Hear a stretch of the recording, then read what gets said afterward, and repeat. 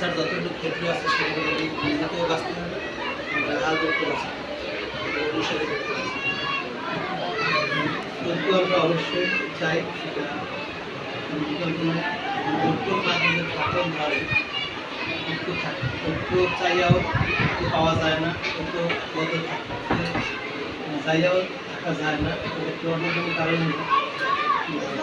যাদের নিয়ে ঐক্য গঠন করা হয় তাদের মধ্যে পরামর্শ থাকতে হবে। আমি যেটা বলবো সেটা যদি বুঝাইয়া বলতে না পারি,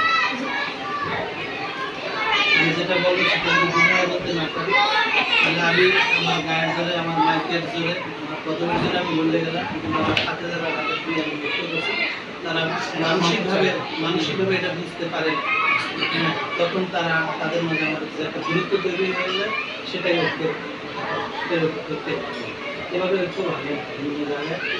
শুরুতে আমরা বিভিন্ন জায়গায় গলার টোন ভয়েস একটন করে ঐক্য গঠন করা হয়, কিন্তু পরবর্তীতে একটা অবস্থা যাওয়ার পরে গলার টোন ভয়েস কথাবার্তা ধরন চেঞ্জ হয়ে যায়, তখন সাথের লোকের আর ঐক্য বসে থাকতে পারে না, তারা পিছিয়ে।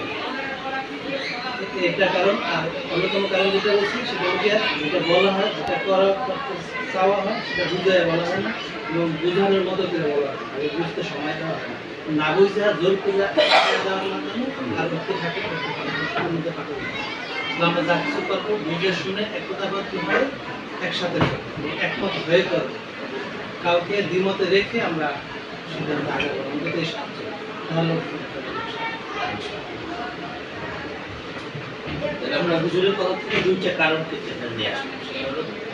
নম্বর হলো আমাদের সমস্ত বিষয়গুলো স্পষ্ট থাকা দরকার। বিষয়টা তো মানে কি, সেটা হলো যে আমাদের শুরু বক্তব্য একরকম থাকে, ক্ষমতা পাইলে বক্তব্য চেঞ্জ হয়ে যায়। সব কিছু দেখা যায়, এই জন্য আমরা সবাই সবার জন্য দোয়া করি, আল্লাহ তাদের উপরে